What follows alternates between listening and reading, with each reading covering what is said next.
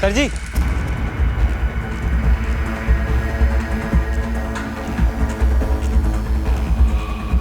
Sir जी वो एक flat किराए पे चाहिए। भाई अभी तो दुकान बंद कर दी है, कल आना, कल बात कर लेंगे। अरे सर जी वो थोड़ा अर्जेंट है, क्या है कि मुझे और मेरे दोस्त को कल ही शिफ्ट करना है तो। इस वक्त तो मुमकिन नहीं है, कल आ जाना, कल बात कर लेंगे, हो जाएगा कुछ ना कुछ इंतजाम।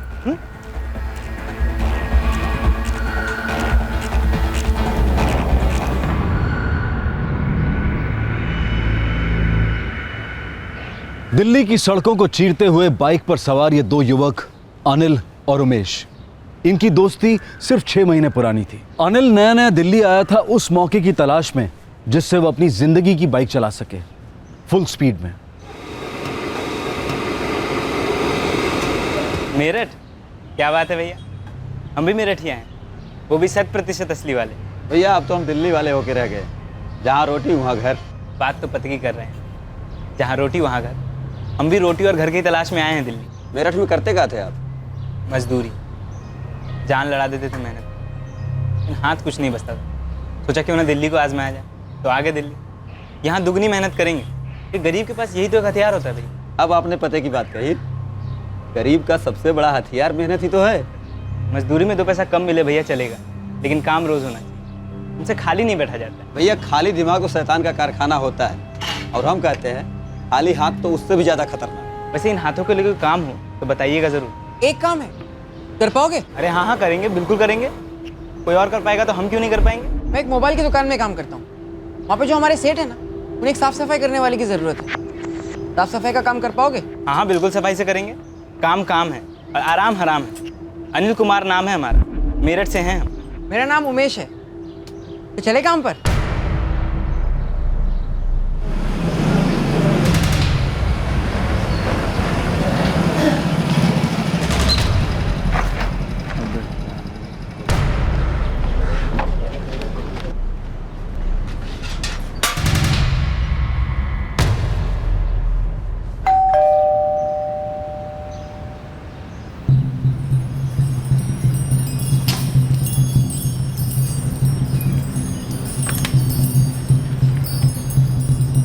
कौन है भाई साहब, इतनी सुबह सुबह क्या काम है? अरे भाई साहब घर दिखाने वाले थे आज आप हमें।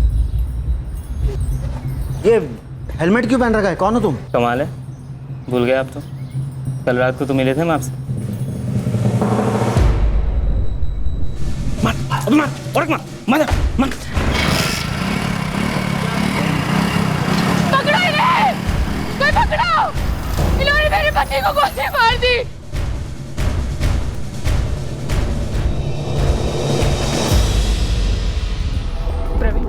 कहाँ जा रहे हैं आप? प्रवीण को किसी ने गोली मार दी है। हे भगवान, मैंने उन्हें देखा था रीना भाभी, वो 2 लोग थे, बाइक पर आए और बाइक पर गए। देखिए ना कितना खून बह रहा है इनका। तू शांत हो जा गीता, सब ठीक हो जाएगा।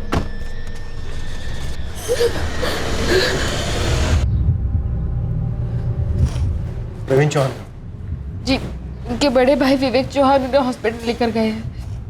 मैं मिसेस रीता विवेक चौहान, प्रवीण की भाभी। कौन से हॉस्पिटल?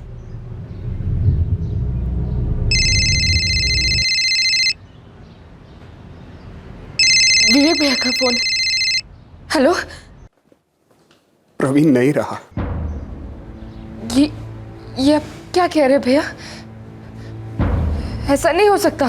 गीता ऐसा ही है, उसका इतना खून बह चुका था कि हॉस्पिटल आते आते ही वो जा चुका था। ऐसा नहीं हो सकता भैया, ऐसा नहीं हो सकता, ऐसा नहीं हो सकता, ऐसा नहीं हो सकता रीना भाभी।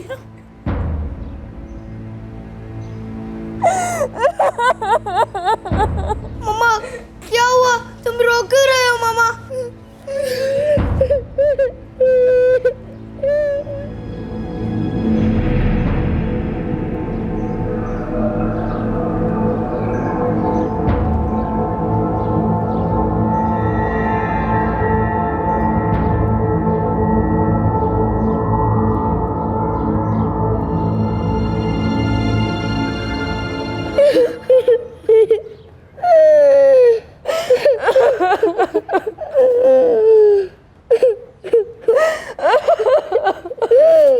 हमें ये बताइए कि एग्जैक्टली क्या हुआ था।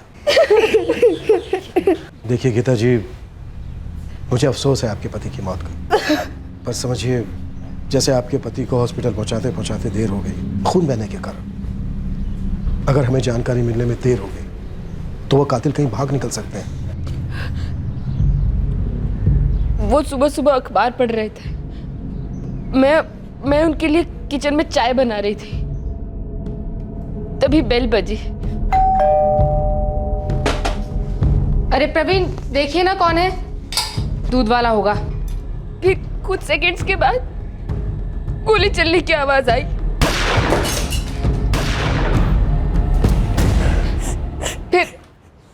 फिर वो लोग बाहर भागे। चेहरा देखा था आपने? 2 लोग थे, जिसमें से एक ने हेलमेट पहना हुआ था।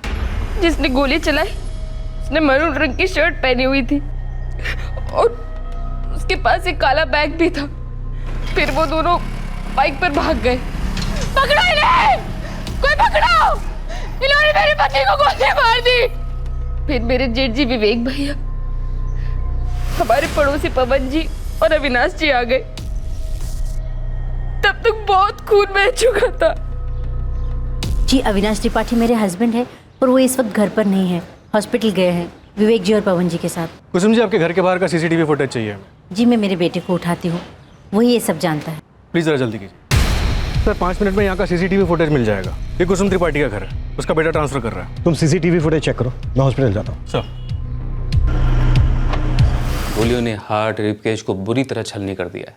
हमें वहाँ से 3 गोलियों के शेल्स बरामद हुए। जी हाँ, तीनों गोलियां बॉडी से मैंने ही निकाली और सारी गोलियां पॉइंट ब्लैंक रेंज से चलाई गई थी। सर, पिस्तौल यूज हुई है? Yes inspector. कट्टा नहीं है।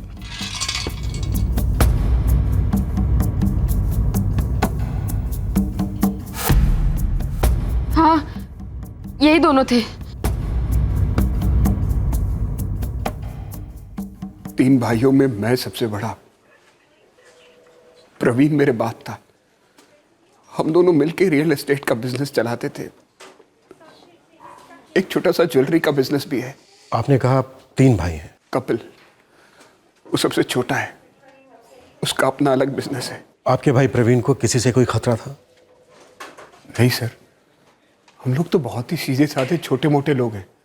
हमारी किसी से कोई दुश्मनी नहीं है। आपके भाई को गोली मारी गई है और हमें ऐसा लगता है कि हत्यारे किराए के थे। सीधे साधे छोटे मोटे लोगों के साथ ऐसा नहीं होता है विवेक जी। सर, मेरी तो कुछ समझ में नहीं आ रहा है, कोई प्रवीण के साथ ऐसा क्यों करेगा?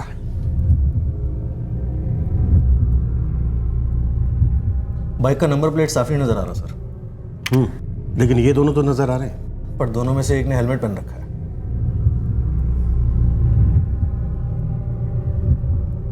प्रवीण चौहान की वाइफ गीता बता रही थी कि मरून रंग की शर्ट पहनी हुई थी और हाथ में काला बैग था। ये शक्ल और बॉडी से कोई 20-21 के आसपास लग रहे हैं। सर, गीता ने कंफर्म किया है, यही दोनों थे। प्रवीण चौहान का प्रॉपर्टी के साथ साथ ज्वेलरी का भी बिजनेस था और छोटा भाई साथ में नहीं रहता, कपिल चौहान।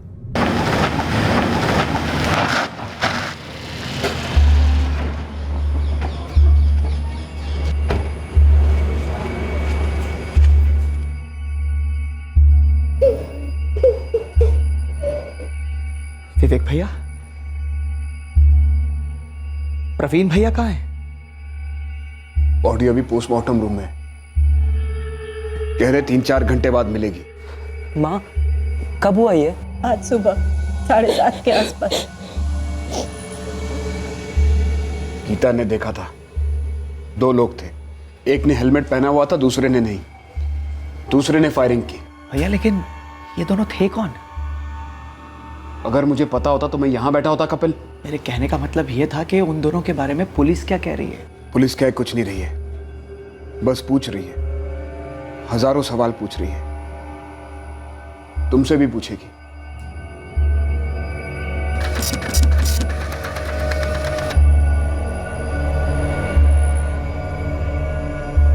दो हत्यारों में से एक अनिल कुमार पीड़ित प्रवीण चौहान को कत्ल के 1 दिन पहले की शाम को मिला था।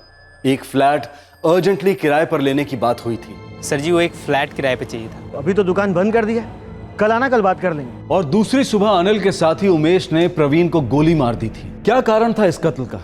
क्या यह प्रवीण का कोई निजी मामला था या फिर चौहान खानदान के अंदर की कोई बात थी? काफी उतार चढ़ाव के बाद इन्वेस्टिगेशन जाकर इस मर्डर के कारण तक पहुंच पाई, पर वो भी सिर्फ कारण के साए तक। कत्ल का कारण और कत्ल करने वाला घने अंधेरे में छुपा था। सुराग पर सुराग मिलते जा रहे थे, लेकिन अंधेरे पर से पर्दा हटने का नाम ही नहीं ले रहा था।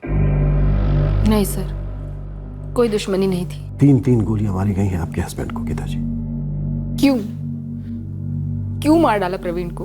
अभी तो हमें इस बारे में कुछ नहीं पता है, लेकिन हाँ, बहुत जल्दी हम पता लगा लेंगे। अगर आप थोड़ी सी कोऑपरेशन और देती हैं तो। मैं और क्या बता सकती हूँ आपको? प्लीज सोचकर हमें बताइए, प्रवीण जी की अंदर से बाहर से किसी के साथ कोई दुश्मनी, धमकी, खतरा, गुस्सा या नाराजगी या ऐसा ही कुछ? अगर ऐसा कुछ भी होता तो मैं आपको बहुत पहले बता चुकी होती सर। मैं भी जानना चाहती हूँ कि वो 2 लोग कौन थे जिन्होंने प्रवीण को मार डाला। आखिर प्रवीण ने क्या बिगाड़ा था किसी का? मकान अलग है हमारे, लेकिन घर एक ही है समझो।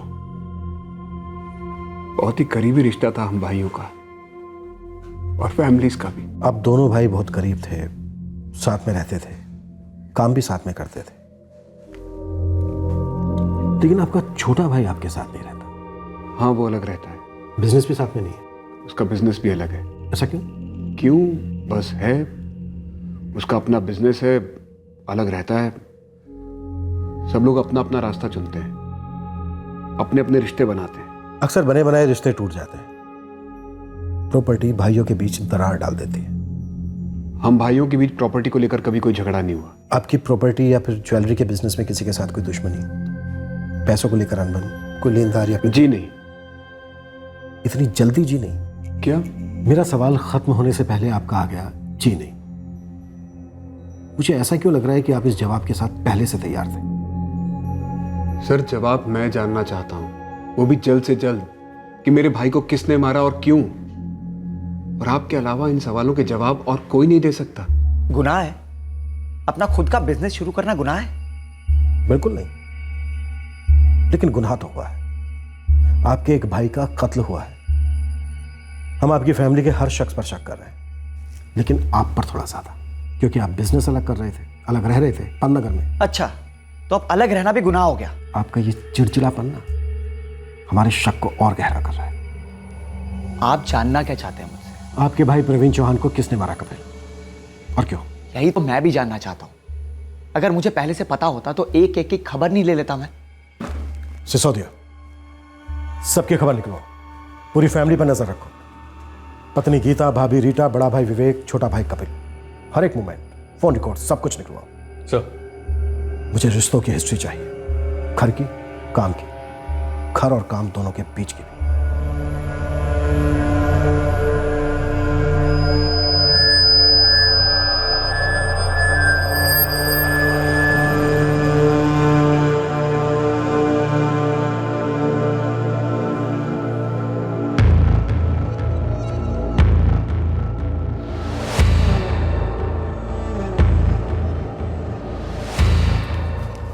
अबे जी चाचू, मैं कुछ ज़रूरी काम से कुछ दिनों के लिए शहर के बाहर जा रहा हूँ, जल्दी लौट आऊँगा। ख्याल रखना अपना। ठीक है।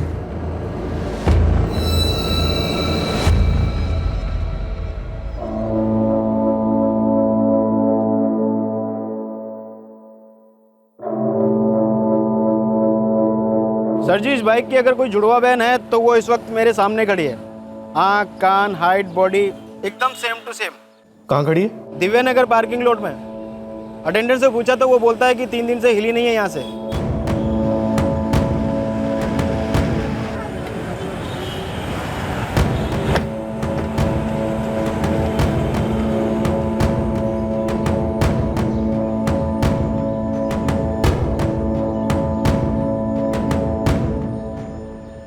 साहब 3 दिन से यहाँ पड़ी है, कोई लेने आया ही नहीं। छोड़कर कौन गया था? हज़ारों लोग यहाँ पार्किंग करते हैं साहब, मुझे कैसे याद रहेगा? तेरे इन सीसीटीवी कैमरे को सब याद होगा। जी साहब।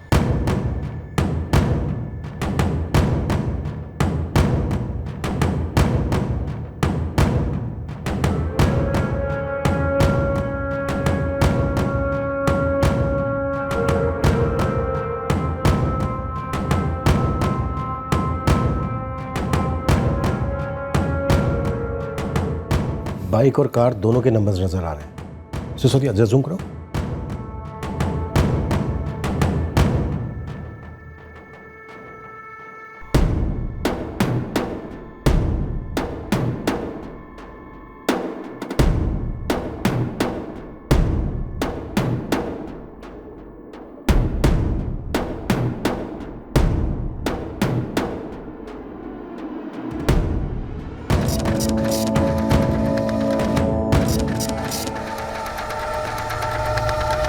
सिसोदिया, कार और बाइक दोनों के मालिकों को उठा लेते।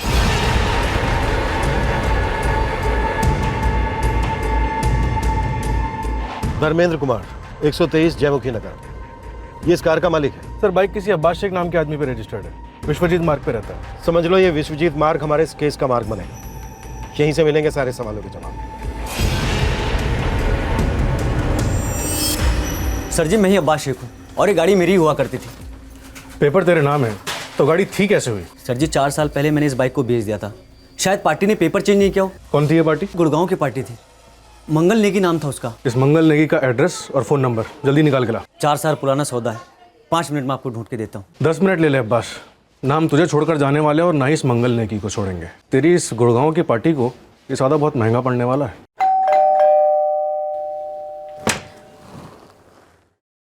जी धर्मेंद्र कुमार है घर पे? जी है, पर बात क्या है?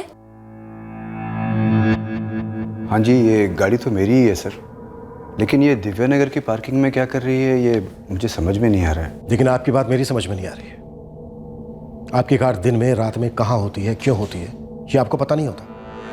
कैसे हो सकता है सर? अपनी गाड़ी रोज़ रोज़ यूज़ नहीं करता हूँ सर, मैक्सिमम टाइम तो मैं मेट्रो ले लेता हूँ। किराए पे देते हो? जी नहीं सर, दरअसल हमारी कॉलोनी में ना पार्किंग की बड़ी मुश्किल है सर, तो कई बार मुझे पार्किंग नहीं मिलती है सर, तो मैं अपनी कार एक गैराज के बाहर खड़ी करके आ जाता हूँ और वो वहीं 2-2 4-4 दिन तक खड़ी रहती है सर। कहाँ पर है? सर यहीं अपने जयमुखी नगर में। चाबी आपके पास रहती है? जी नहीं सर, सर वो जो गैराज का ओनर है सुरेश नारंग, उसके पास ही चाबी रखता हूँ। चलिए आइए देख लेते हैं आपकी कार को और इस नारंग को भी।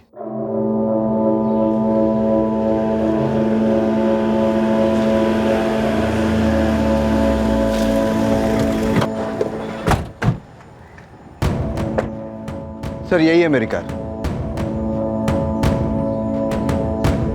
सुरेश नारंग नाम है ना गैरेज के मालिक का? जी जी। अपने सेठ को बुलाओ। जी नारंग सेठ तो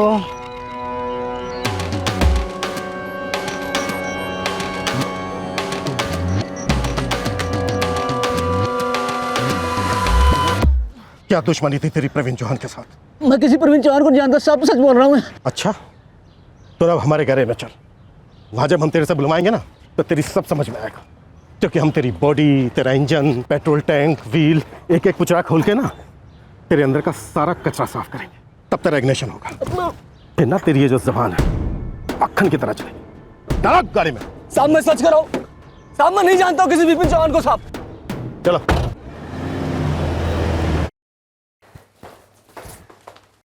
सर इस गुड़गांव वाले मंगल नेगी ने अपनी बाइक चोरी होने की कंप्लेंट दर्ज करवाई थी।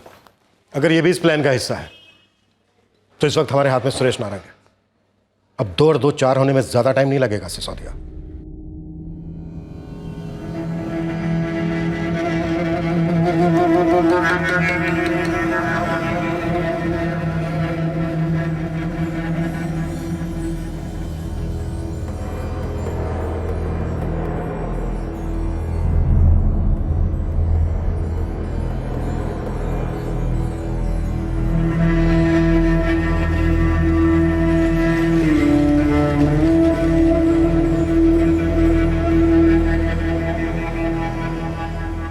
बताना यार। पहले तू बता, तू क्यों पूछ रहा है? सुबह चाय के साथ बिस्किट खाने वाला था, गोली खा गया बेचारा। इन भाइयों के बीच में कुछ टेंशन वेशन थी क्या, या किसी औरत का चक्कर वक्कर? बच्चे हैं तेरे? है ना, एक 3 साल का, एक 2 साल का, तीसरा वेटिंग में। चल खा तीनों की कसम, मेरा नाम नहीं आएगा। क्यों, तेरा भी हाथ हुआ था क्या? पागल है क्या? बस ऐसे ही सुना था, वही बता रहे हैं। चल खा अपने बच्चों की कसम। अरे यार ले, खा ली बच्चों की कसम। अब बता दे प्रवीण चौहान को ठोकने वाले का नाम।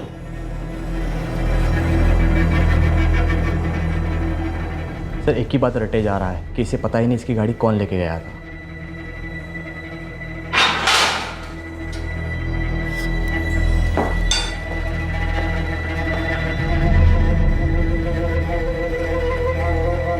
देख, अभी तक ना हमने तुझे सिर्फ सहलाया है, तेरी मालिश नहीं की। और यकीन मान, यहां पर आज तक हमने जिसकी भी मालिश की है ना, हमेशा वो पछता है कि काश मैंने सहलाने पर ही सब कुछ सच बोल दिया होता। पता है क्यों? क्योंकि हमारी मालिश ना बहुत स्पेशल होती तो एक बार है, पर ओए होए होए दर्द सालों तक रहता है। साहब वो मेरा एक दोस्त है, वो मुझसे गाड़ी मांग कर ले रहा था एक दिन के लिए, तो साहब मैंने उसे वाली गाड़ी दी थी, वो धर्मेंद्र साहब वाली। कौन है दोस्त? सर उसका पुलिस रिकॉर्ड है, हिस्ट्री शीटर है वो। नाम बोल। करण राणा साहब, नोएडा में रहता है। प्रवीण चौहान से क्या कनेक्शन था उसका? सर मैं सच कर रहा हूँ, मैं प्रवीण चौहान को नहीं जानता सर। प्रवीण चौहान का मर्डर हुआ है साहब, लेकिन वो करण तो बोल कर गया था कि वो कोई गलत काम नहीं करेगा गाड़ी से। गलत काम तो हुआ है और तू भी इसमें शामिल है। चल। एक कत्ल में एक कार और एक बाइक इस्तेमाल हुई। कार किसी और की थी और बिना परमिशन के इस्तेमाल हुई थी, और बाइक चोरी की थी। सुरागों का खाता दो हत्यारों की सीसीटीवी फुटेज से खुला। अब पुलिस की गिरफ्त में एक गैराज का मालिक था जिसने कार एक हिस्ट्री शीटर को दी थी। सुरागों का कारवां तो बनता जा रहा था, लेकिन साजिश का डेरा अभी बहुत दूर था। सबसे अहम सवाल था कि 8 अक्टूबर की सुबह उन दो युवकों ने प्रॉपर्टी डीलर प्रवीण चौहान पर गोली चलाकर उसकी हत्या क्यों की।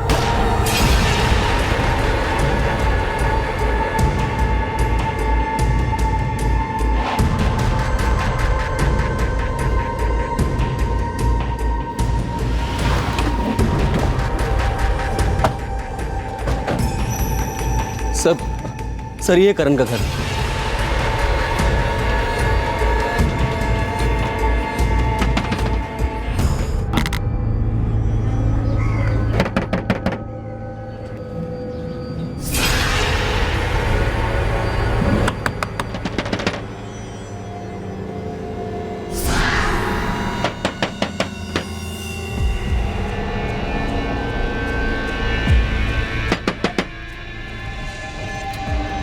सर वो देखिए।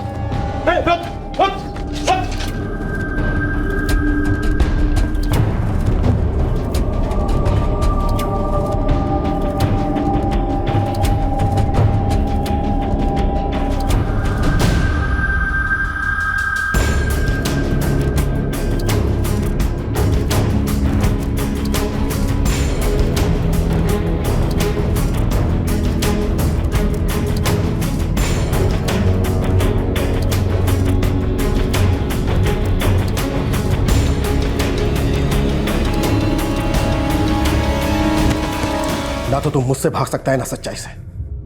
बेहतर होगा कि अपनी इज्जत का हथियार डाल दे। सर जी मैं सच्ची कह रहा हूँ, मुझे कुछ नहीं पता। मुझे सुरेश नारंग ने कहा 2 आदमियों का इंतजाम करने के लिए, मैंने बस वही किया था। मुझे नहीं पता ये प्रवीण चौहान कौन था साहब। वो कहता है उसने तुझे गाड़ी दी। सर जी नहीं सुना, कसम से।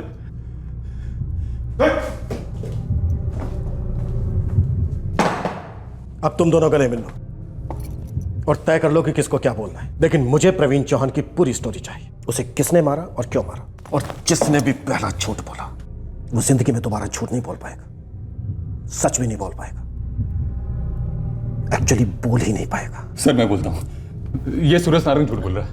सच ये है कि वो 2 शूटर थे, उनका इंतजाम मैंने किया था। ये मैं कबूल करता हूँ। बोलता रहे, मैं सुन रहा हूँ। सर जी इसने सामने से फोन किया था मुझे। यार करण, मुझे 2 बंदे चाहिए, एकदम डेयरिंग बाज। काम क्या है ऐसा डेयरिंग वाला? एक बंदे को टपकाना है। कौन है वो बंदा? अरे तुझे इससे क्या लेना देना है? देख, मुझे जो बंदा चाहिए ना उसका रिकॉर्ड एकदम क्लीन होना चाहिए। मतलब पॉकेट मारी का भी केस ना हो उसके ऊपर। 1 दिन का टाइम दे, देखता हूँ कौन ऐसा दूध का धुला है जो कीचड़ में उतरने को तैयार हो। सर जी ईमानदारी से 24 घंटे के अंदर मैंने 2 बंदों का इंतजाम किया और इसे बताया कि रिकॉर्ड क्लीन है, जो काम के लिए राजी है। कौन थे वो 2 बंदे? एक उमेश और एक अनिल, नया है दिल्ली में, मेरठ का लौंडा है।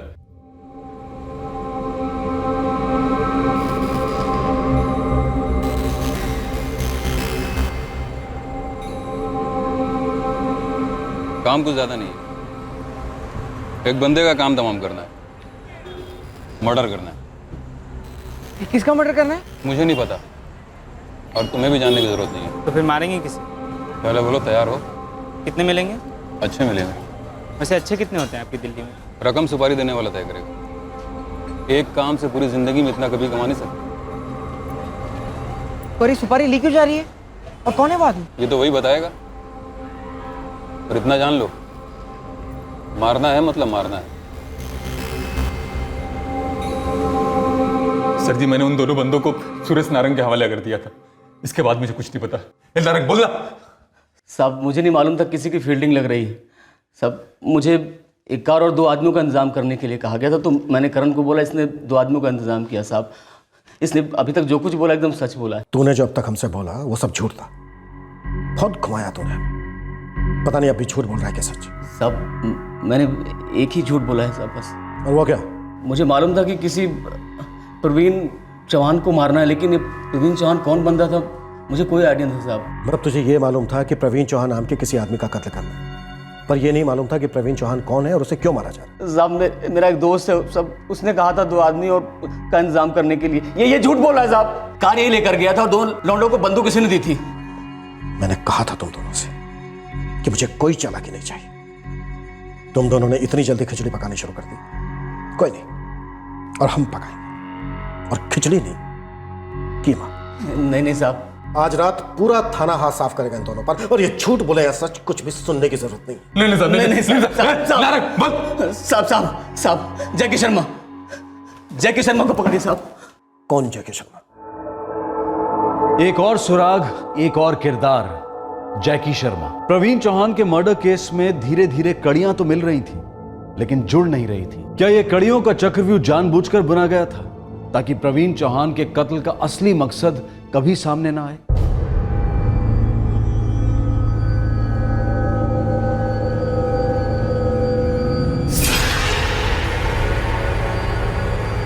एक सुपारी।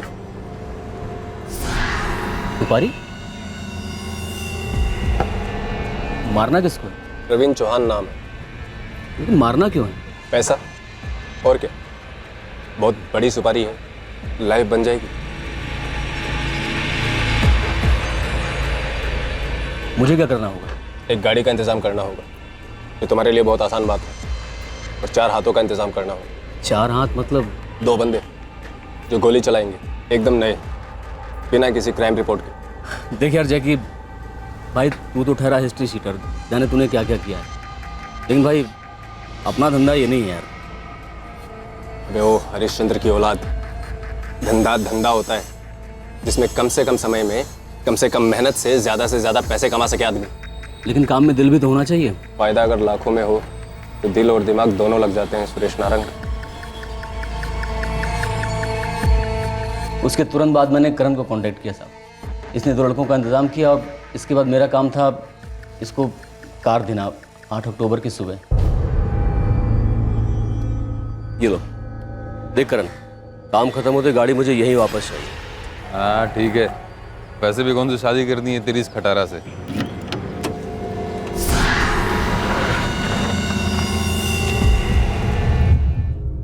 और तू पार्किंग एरिया में इंतजार कर रहा था?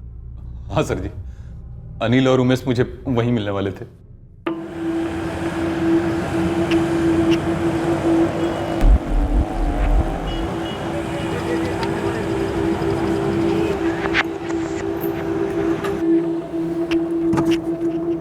उस आदमी का चेहरा ध्यान से देख लिया है ना? नहीं? फिक्र ना करो सेठ, मेरे दोस्त ने देख लिया है, दिमाग में छप गया है उसके, सिर्फ काम करना बाकी है। अनिल और उमेश को कैसे पता चला कि प्रवीण चौहान कौन है? किसने बताया उन्हें? नहीं पता सर। जैकी शर्मा ने बताया होगा साहब। जब इसने 2 लड़के मुझे दे दिए तो मैं उनको लेकर जैकी शर्मा के पास गया था साहब। उसी ने अनिल को दिखाया होगा कि प्रवीण चौहान कौन है।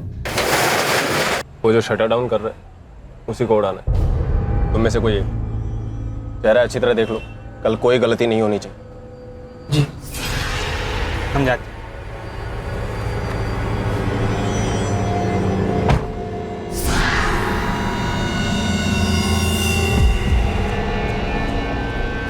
सर जी वो एक फ्लैट किराए पे चाहिए। अभी तो दुकान बंद कर दी है, कल आना, कल बात कर लेंगे।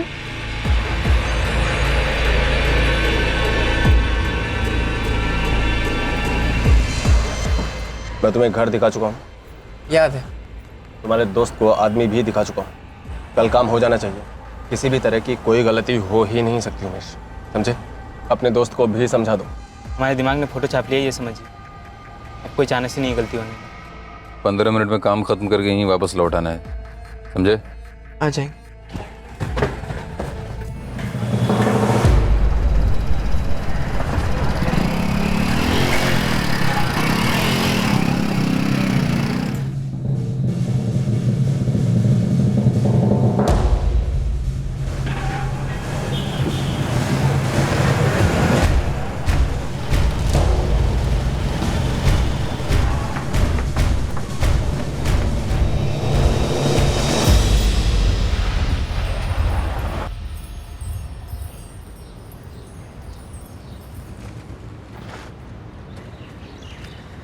काम हुआ?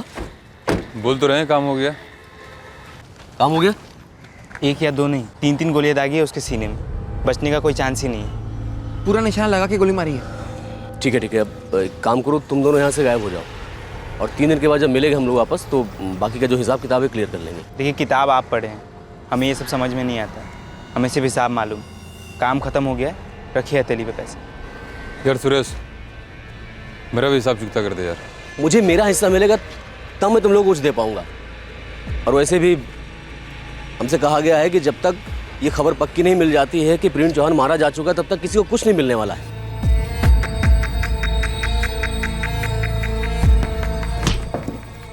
जैकी शर्मा कहाँ है? अनिल और उमेश कहाँ है? नहीं पता सर जी, सच्ची नहीं मालूम। मुझे भी नहीं पता साहब। अब जैकी शर्मा ने कहा था कि वो कुछ दिनों के बाद आएगा मिलने के लिए, लेकिन वो नहीं आया। नंबर बोल जैकी शर्मा का। उसके पास नंबर नहीं साहब, फ़ोन नहीं रखता है वो मेरे गैराज में मुझजसे मिलने आया था और बोला था कि वो वहीं वापस आएगा मिलने के लिए। सिसोदिया, आज का पूरा दिन है, पूरी रात है, सुबह तक कुट्टो दोनों को। और इतना कुट्टो की इस थाने में आज तक किसी की कुटाई हुई ना हो। सर जी अब कुछ नहीं पता, सब कुछ तो बोल चुके हैं हम लोग। साहब सच कह रहे हैं, बस इतना ही पता था साहब प्लीज साहब। अगर ये दोनों सच भी बोले ना तो भी तोड़ो, और जब तक सच का एक एक दिन का एक एक टुकड़ा उगल ना दे, रुकना मत। अब साहब सर जी सुन तो लो, सब बोल दिया सर जी। पूरी मॉडस ऑपरेंडी हमारे सामने है, फिर भी मास्टरमाइंड हाथ नहीं आ रहा है। ये बिना फोन वाला जैकी शर्मा। सर, रेड अलर्ट जारी कर दिया गया है। अगर जैकी शर्मा हिस्ट्री शीटर है तो जल्दी फाइल कहीं ना कहीं से आ जाएगी। अगर जैकी शर्मा नाम का कोई आदमी है और वो हिस्ट्री शीटर है तो ही फाइल आएगी। तो सर, आपको लगता है ये जैकी शर्मा कोई मनगढ़ंत आदमी है? अगर ऐसा होता भी है तो मुझे कोई हैरानी नहीं होगी। ये करण और सुरेश बहुत मजे में खिलाड़ी हैं। हर बार एक ही मुद्दे पर आकर अटक जाते हैं कि इनको नहीं मालूम कि प्रवीण चौहान कौन था, उसे क्यों मारा जा रहा, और ये जैकी शर्मा कहां है। अगर इस जैकी शर्मा का भी कोई मास्टरमाइंड है तो? सर, दोनों की मलिश अच्छे से चल रही है, जल्दी कुछ ना कुछ उगल देंगे। होने को तो बहुत सारे कारण हो सकते हैं। जर, जमीन, इन चौहानों का ज्वेलरी का बिजनेस है, प्रॉपर्टी डीलर्स हैं। जोरू? यस, जोरू। औरत का मामला भी हो सकता है। सर, इस घर में 2 औरतें, प्रवीण की पत्नी गीता और विवेक की पत्नी रीता। इस केस में बहुत कुछ हो सकता है सिसोदिया, और हुआ भी है।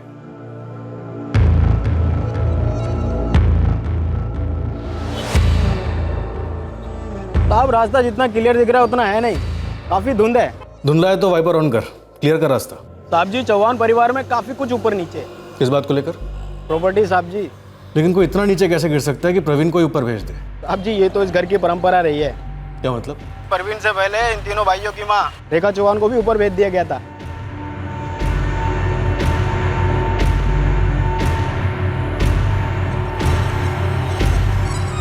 तुझे कैसे पता भेज दिया गया था? सर जी, रेखा चौहान के वक्त भी एक पिस्तौल निकाली गई थी और गोली भी चली। सतपाल नगर थाने में आज भी रिपोर्ट दर्ज है सर जी, रेखा चौहान मर्डर केस। किसने किया था रेखा चौहान का मर्डर? बड़े बेटे विवेक चौहान ने लिया था साहब। फिर तो प्रवीण के मर्डर में भी वही शामिल होगा। होने को तो कुछ भी हो सकता है सर जी, लेकिन क्या फैमिली है, पूरी तरह टेढ़ी मेढ़ी। और क्या बोलना चाह रहा है गोविंद, जल्दी बोल। पता नहीं केस से कितना ताल्लुक है साहब, लेकिन उस घर में कुछ अजीब से रिश्ते हैं। कैसे रिश्ते? जैसे कि जो भाई अलग रहता है, सबसे छोटा कपिल, उसके साथ जो लड़का है अभय। हाँ, कपिल का बेटा? नहीं सर जी, वो कपिल का बेटा नहीं है, वो तो सिर्फ कपिल के साथ रहता है। रहता है? तो फिर इसका बेटा है वो? सर जी वो बड़े भाई विवेक चौहान का बेटा है। सर इस विवेक चौहान को उठाए? अभी नहीं, पहले थोड़ा संभल के पूछताछ करते हैं। सर सुरागों की कमी नहीं रही है। हाँ लेकिन मास्टरमाइंड हमसे कितनी चालाकी से छुप कर बैठा है। हमें उस तक पहुंचना है सिसोदिया, उसके ग्रहवान को पकड़ना है, वो भी उस वक्त जो वो सोच भी नहीं सकता।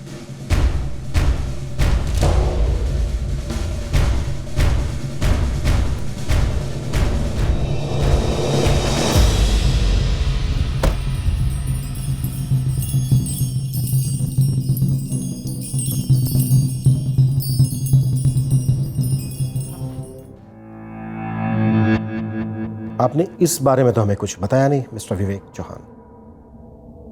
हमने 1000 बार आपसे पूछा, लेकिन आप सभी ने हमसे यही कहा कि बड़ी सीधी सादी फैमिली है आपकी, किसी के साथ कोई झगड़ा नहीं।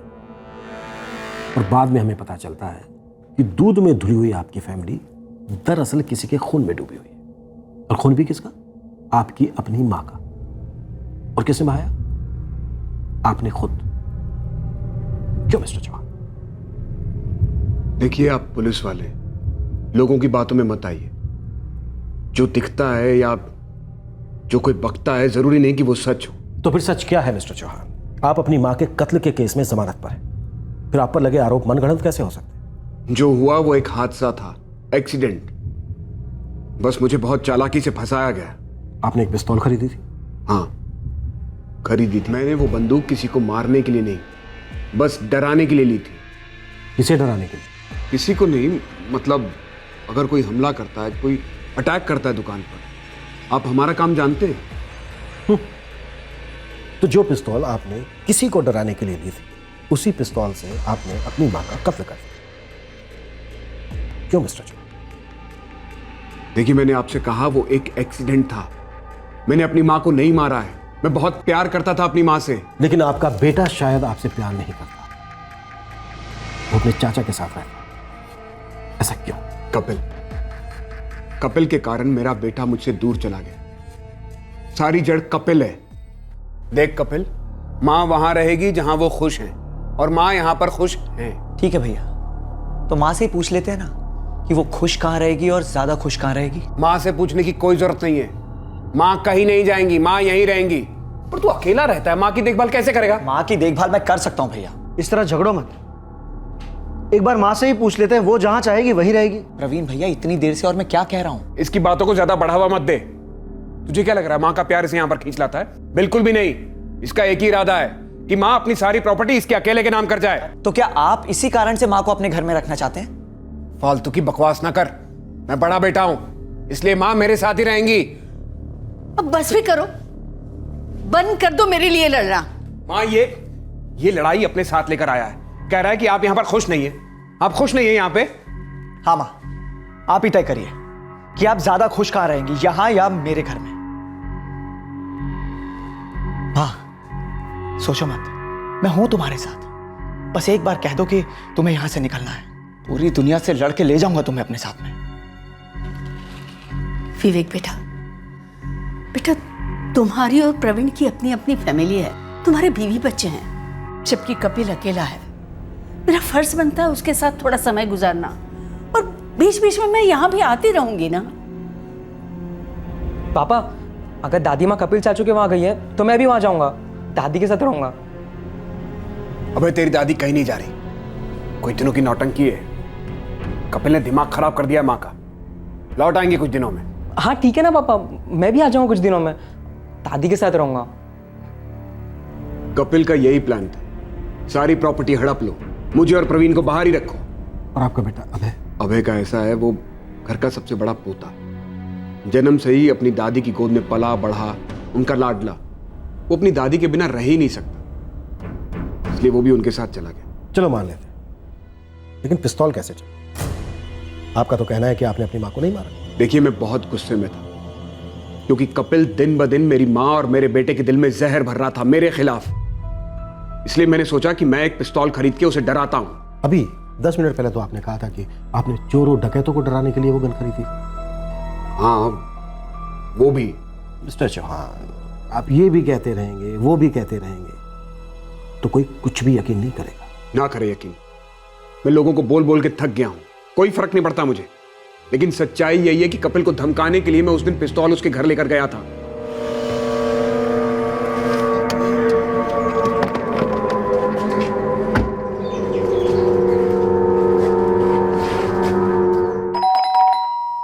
भैया आप जबरदस्ती तो माँ को इस घर से नहीं लेके जा सकते। तो तू जबरदस्ती माँ को यहां पर रोक के भी नहीं रख सकता, तो उन्हें और मेरे बेटे को जबरदस्ती मेरे खिलाफ भड़का भी नहीं सकता। बच्चे को बीच में मत लाइए भैया, साफ साफ बोलिए ना। आप माँ को मेरे घर से अपने घर इसलिए लेके जाना चाहते हैं ताकि माँ की पूरी प्रॉपर्टी का एक एक इंच सिर्फ आपको मिल जाए, और उसके बाद भीख में एक छोटा सा टुकड़ा प्रवीण भैया को दे दें। ओ, तेरी तरह लालची नहीं हूं मैं। तू माँ को इसलिए यहां से नहीं जाने देना चाहता क्योंकि तुझे उनसे नहीं, उनकी प्रॉपर्टी से प्यार है। तो जो भी समझ लो आप, लेकिन माँ इसी घर में रहेगी। और जहां तक अभय का सवाल है ना, तो वो भी अपनी दादी से बहुत प्यार करता है, और अभय से मुझे भी बहुत प्यार है भैया। और अभय इस घर में खुश भी है, लेकिन माँ की और अभय की खुशी आपसे तो देखी नहीं जाती ना। मुझसे मेरी माँ और मेरे बेटे की खुशी नहीं देखी जाती। बिल्कुल। तू देख, वो गोली गलती से चली थी, वो एक हादसा था, एक्सीडेंट और कुछ भी नहीं। लेकिन सोचिए, कपिल ये चांस जाने देता? उसने दुनिया भर में मर्डर मर्डर चिल्लाया, और मेरा बेवकूफ बेटा उसने मेरे खिलाफ स्टेटमेंट दिया।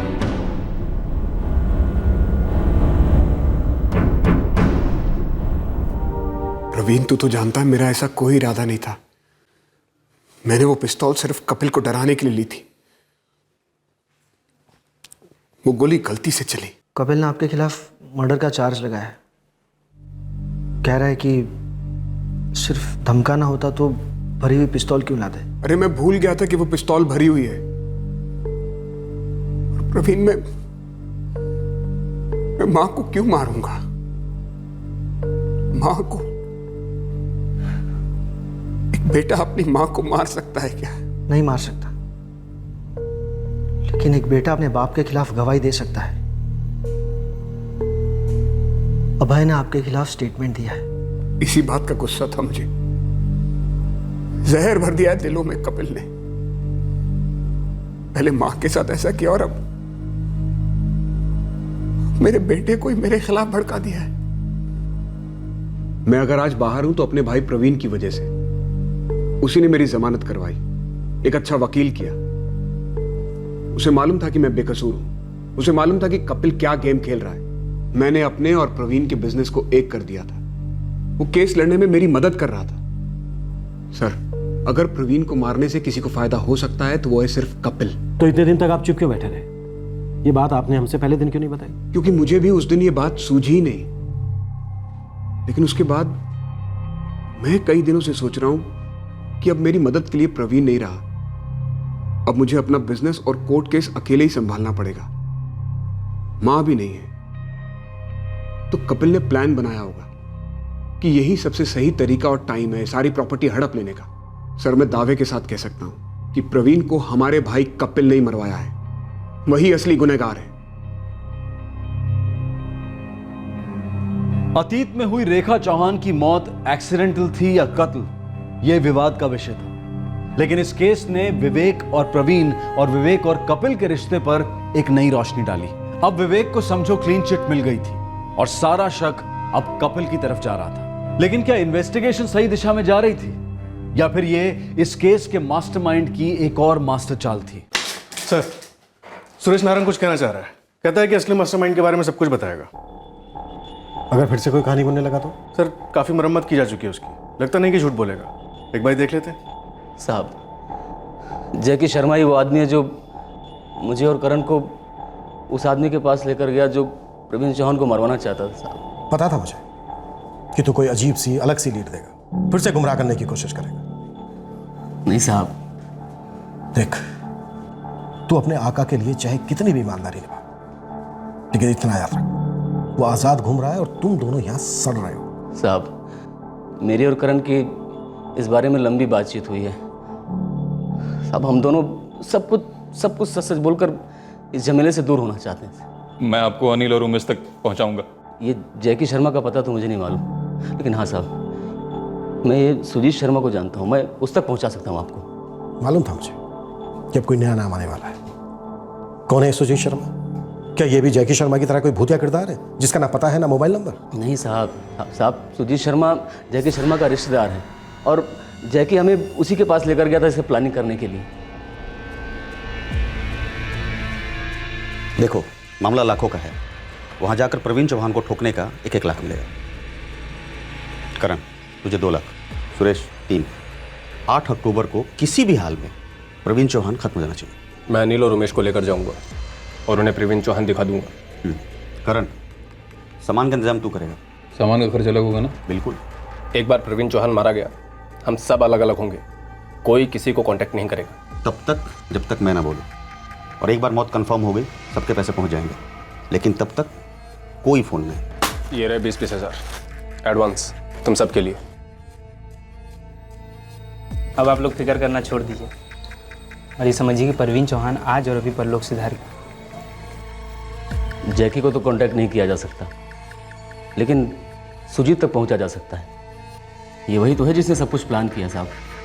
उसने पहले जैकी को साथ लिया, जैकी ने मुझे, मैंने करण को और करण ने उमेश और अनिल को। सुजीत को सुपारी किसने दी? नहीं मालूम साहब। कहाँ मिलेगा सुजीत? यहीं दिल्ली में। दिल्ली में कहाँ नारायण? और अनिल और उमेश कहाँ मिलेंगे?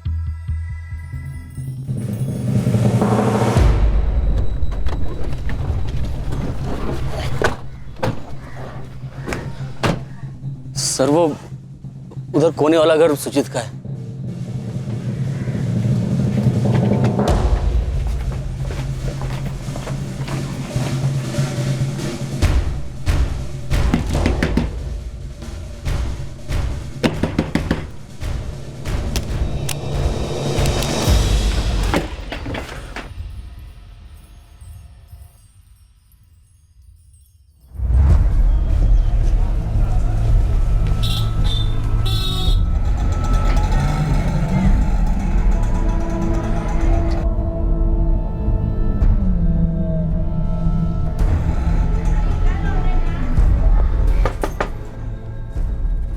जी उमेश गुप्ता आपका क्या लगता है? हमार बेटवा है। क्या बात है भाई?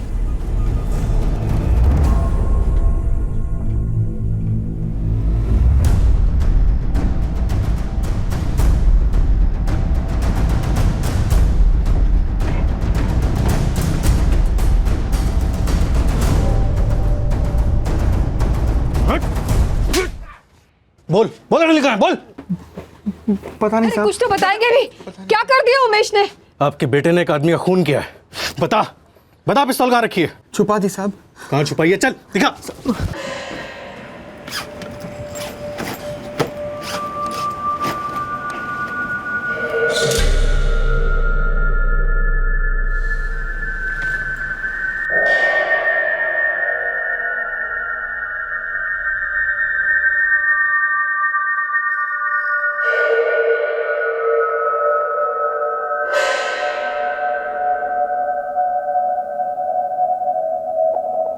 हो गया वार्म अप, अब बोलेगा?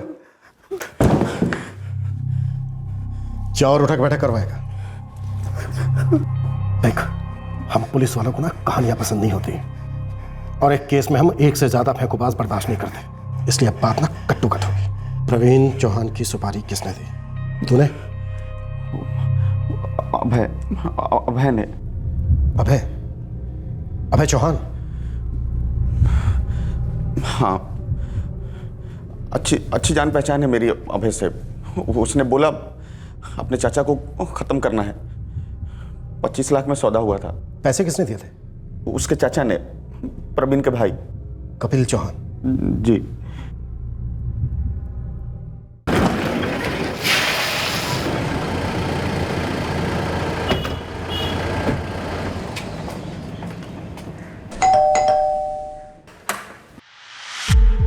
हाँ जी। तुम्हारे कपिल चाचा कहाँ हैं? पता नहीं, बाहर के कुछ काम से। क्यों, क्या हुआ?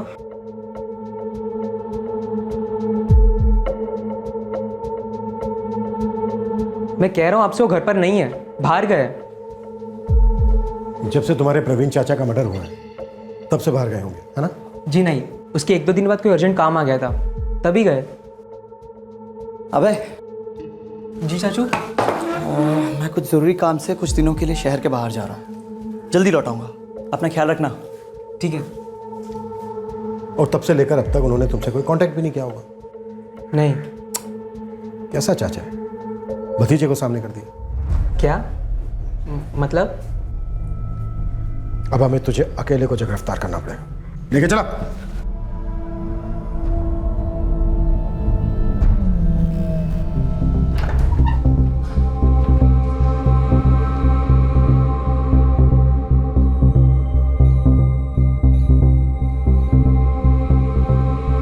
साहब हमारा यकीन करिए साहब, हमारा लड़का अनिल 4 साल से अपना चेहरा नहीं दिखाया। हमें तो मालूम भी नहीं थी कि वो दिल्ली चला गया करके। सब हम लोगों ने तो उससे कोई उम्मीद करना ही छोड़ दिया है। हमें लगा कि वो बाहर आवारागर्दी कर रहा होगा। बात आवारागर्दी से ऊपर जा चुकी है। कत्ल का इल्जाम है उस पर और वो फरार है। अगर वो आप लोगों तक पहुंचता है तो सबसे पहले आप हमें बताएंगे। जी साहब। और एक बात, अगर माँ बाप का प्यार बीच में आता है तो तुम दोनों के और जेल के बीच में कोई नहीं आएगा। चलो। सर एक ही बात कितनी बार बोलूं? प्रवीण चाचू के मर्डर के बाद कपिल चाचू को कुछ अर्जेंट काम से बाहर जाना पड़ा। मुझे नहीं पता वो कहाँ है। मेरा उनसे कोई कांटेक्ट नहीं हुआ तब से। तू भी अपने प्रवीण चाचा को मरवाना चाहता था भाई? जी। क्यों? वो तेरे पापा की हेल्प कर रहे थे केस लड़ने में। मेरे लिए मेरे पापा है कपिल चाचू और मेरी माँ थी दादी माँ, जिसे मेरे पापा ने मार डाला। सब मेरे पापा को जिंदा रहने का कोई हक नहीं है। खत्म करना मतलब? चाचू मर्डर की बात कर रहे हो आप? हाँ, मर्डर। हम लोग चुपचाप प्रवीण भैया को जान से मार डालेंगे। पता है क्यों? हाँ पता है, क्योंकि वो पापा को सपोर्ट करते हैं। पापा से नफरत करता हूं मैं। उन्होंने मेरी दादी माँ को मारा चाचू। हाँ बेटा, मुझे लगता है ये प्रवीण चाचू भी शामिल थे दादी माँ के मर्डर में। तुम्हें एकदम ठीक लगता बेटा। और तुम्हें पता है इन दोनों ने क्या सोचा था? क्या? इन दोनों ने सोचा था कि एक साथ मिलकर माँ को खत्म करके माँ की सारी प्रॉपर्टी हड़प कर जाते हैं। ऐसे गंदे लोग हैं ये। पैसों के लालच में अपनी माँ की जान ले ली। और अगर इनका बस चले ना तो ये लोग तुम्हारे कपिल चाचू की भी जान ले सकते हैं। चाचू नहीं, ऐसा कुछ नहीं होगा। दादी माँ के बाद एक आप ही तो सब कुछ मेरे हो। और तुम्हारे अलावा मेरा भी कोई नहीं है इस दुनिया में। और इसलिए बेटा हम दोनों को मिलकर एक दूसरे को बचाना होगा। और बेटा जिंदगी में एक वक्त ऐसा आता है जब खुद को बचाने के लिए अगर हमें किसी को मारना भी पड़े ना तो वो सही होता है ना? जी जी चाचू। तो प्लान ये है कि हम दोनों चुपचाप प्रवीण भैया को अपने रास्ते से हटा देंगे। विवेक भैया तो वैसे भी मां के कत्ल के जुर्म में जेल जाने ही वाले हैं। उसके बाद कोई हमारा कुछ नहीं बिगाड़ पाए। अबे तुम किसी ऐसे आदमी को जानते हो जो हमारा ये काम कर सकता है? हाँ चाचू, एक बंदे को जानता हूँ मैं, वो हमारा काम कर सकता है। सर मैंने सारा जिम्मा सुजीत शर्मा को सौंप दिया था। उसे पैसों का डील कपिल चाचू ने किया। सुजीत ने कर दिया अपना काम जो उसे करना था।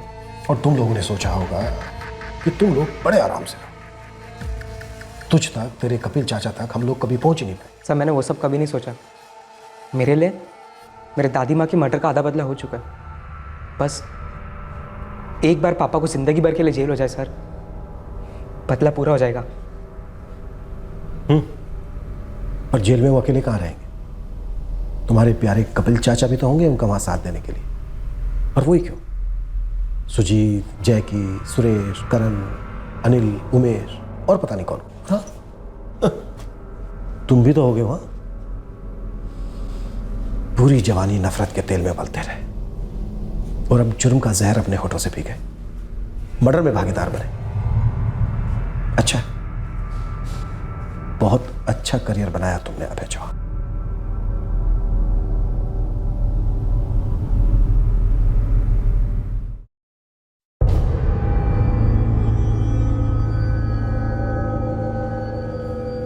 जी हाँ सर, जिसने वो मरून शर्ट पहनी थी वो यही है। और इसके हाथ में काला बैग भी था। दूसरे वाले ने हेलमेट पहना हुआ था। जिसने हेलमेट पहना था अनिल कुमार, वो अभी तक फरार है, लेकिन हम बहुत जल्दी उसे पकड़ लेंगे। सर, क्या वाकई में मेरे देवर कपिल ने मेरे हस्बैंड को मरवाया है? जी, आपका देवर कपिल चौहान और आपका भतीजा अभय चौहान। अभय? पर वो तो बच्चा है। 18 के ऊपर है गीता जी। कपिल अभी तक पकड़ा नहीं गया है और एक और आदमी जो इसमें शामिल था, जैकी शर्मा, वो भी फरार है, लेकिन हम सबको बहुत जल्दी पकड़ लेंगे।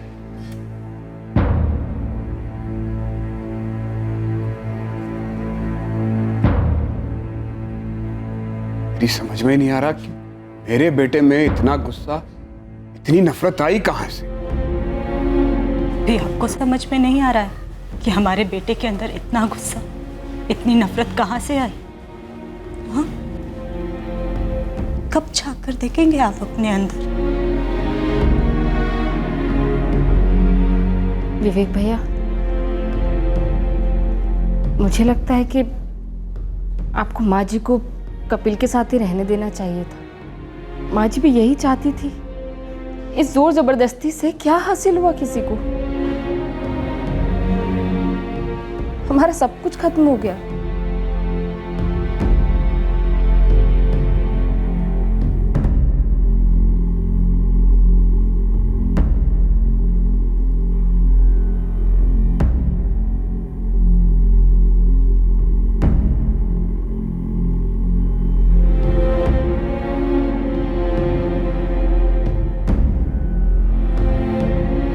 इस षड्यंत्र का मास्टरमाइंड कपिल चौहान और दो अहम किरदार जैकी शर्मा और अनिल कुमार अभी तक पुलिस की गिरफ्त में नहीं आए हैं, लेकिन पुलिस उन्हें गिरफ्तार करने के लिए पूरी कोशिश कर रही है। गिरफ्तार हुए सभी आरोपियों को आईपीसी की धारा 302 के तहत हत्या के लिए, धारा 120 बी के तहत क्रिमिनल कॉन्स्पिरेसी, धारा 34 के तहत कॉमन इंटेंट और आर्म्स एक्ट की धारा 25 और 27 के तहत गिरफ्तार किया गया है। माँ को किस बच्चे के साथ रहना चाहिए, माँ किसकी तरफदारी करेगी, प्रॉपर्टी किसके नाम की जाएगी, ये इनसिक्योरिटी, ये डर, ये गुस्सा, ये जलन, ये सब खून के रिश्तों में बहुत आम सी बात है। हर दूसरे हिंदुस्तानी घर में इस विषय को लेकर चाहे हल्की सी मात्रा में ही सही, लेकिन अनबन जरूर होती है। लेकिन इस अनबन को इस कदर आग देना कि हत्या जैसा संगीन जुर्म अपना फन उठाए, ये आम नहीं है, ये शॉकिंग है, निंदनीय है। फिर हमारे सामने वही सवाल उठता है कि क्या खून के रिश्तों से पैदा हो रहे तनाव का सामना करना दुनिया की दी गई तकलीफों को सहन करने से ज्यादा मुश्किल है? और अगर ऐसा है तो ऐसा क्यों है? इस तरह के और भी एपिसोड देखने के लिए हमारे चैनल को सब्सक्राइब करें और बेल आइकन दबाना ना भूलें।